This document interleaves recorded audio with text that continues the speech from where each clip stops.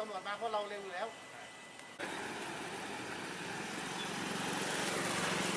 ที่วันนี้เราเอามา30 อันนะ30ก็จะได้ระยะทาง36 เมตรเพราะอันละเมตร 20 เซนครับ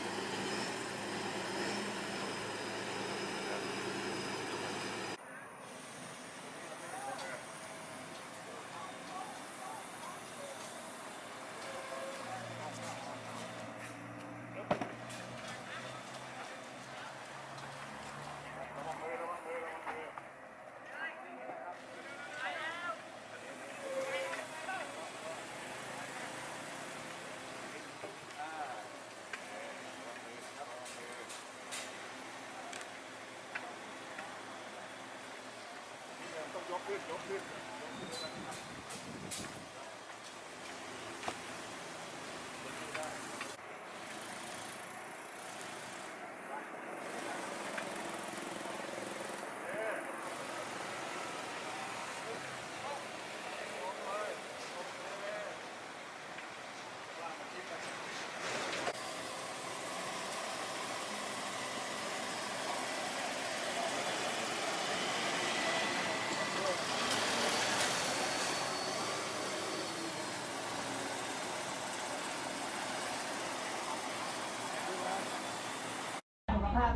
ขอให้ทุกท่านดูแลสุขภาพด้วยนะครับ ขอบคุณครับผม นี่บ้านไหนที่คนป่วยเตียง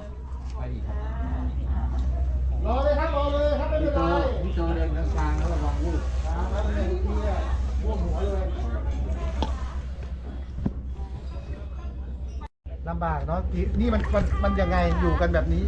เป็นเดือนหรือยังไง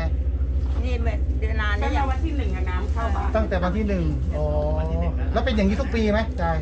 เป็นทุกปีบางปีก็น้อย แล้วปีนี้เป็นไงบ้างสถานการณ์น้ำปีนี้เป็นไงบ้างเยอะใช่ไหม เยอะภาษามอญใช่ไหม ก็อย่างนี้ครับก็ทาง น้ำมอนุพุทธอย่าง อบจปทุมธานีโดยพี่แจ๊สเนี่ยเขาก็เป็นห่วงใยนะครับก็ทั้งทางบกทางน้ำก็มอบให้ตลอดนะครับเอาถุงยังชีพมามอบให้เพราะเข้าใจว่า วันนี้ ออกไปลำบาก แล้ววันนี้เนี่ยชาวบ้านร้องว่า เขียงหมู เรือที่วิ่งเนี่ยคลื่นแรงก็เลยมากันทางบก ไม่เขาจะเอาอันนี้มาให้ไง ไม่ก็เรือที่วิ่ง พี่จองผมอยู่ เข้าใจวันนี้น้ำขึ้นสูงมากนะฮะแล้วท่านนายกรามเนี่ยนะที่บางหลวงเนี่ยท่านก็บอกว่าอยากได้แท่งบารีเออร์ซึ่งพอดีเรามีอยู่นะครับซึ่งมีพรรคพวกผมเองเป็นโรงงานอยู่ที่สมุทรปราการพอรู้เขาก็มอบมาให้ผมเนี่ยประมาณ300 แผ่น300 แท่งแต่ถ้าไม่วิกฤตจริงๆเราคงไม่ได้ออกมาใช้เพราะว่าแค่ทรายอัดก็พอแต่ตัวนี้เนี่ยถ้าล้นเข้าไปเนี่ยมันจะเดือดร้อนพี่น้องประชาชนถูกไหมในผิวการจราจรแล้วถ้าข้ามไปฝั่งนู้นก็จะเสียหายมากขึ้นอีกนะครับวันนี้ก็เลยเอาแท่งบารีเออร์มาในจุดนี้30 แท่งซึ่งจะอยู่แล้วเดี๋ยว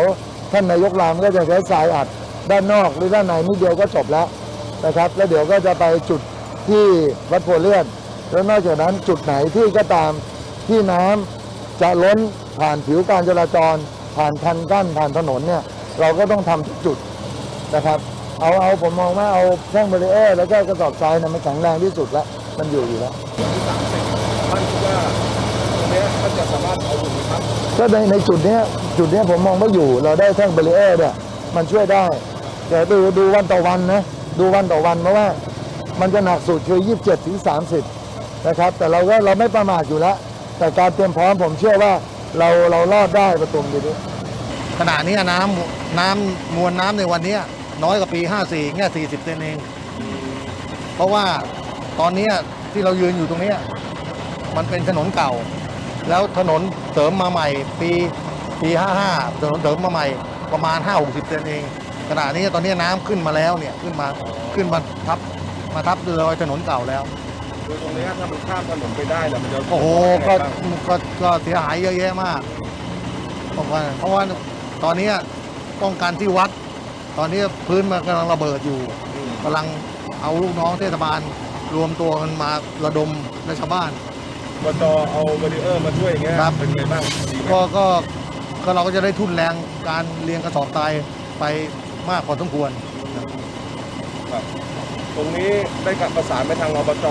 ลงมาช่วยเนี่ยรู้สึกยังไงให้ขอบคุณแทนประชาชนหน่อยครับครับก็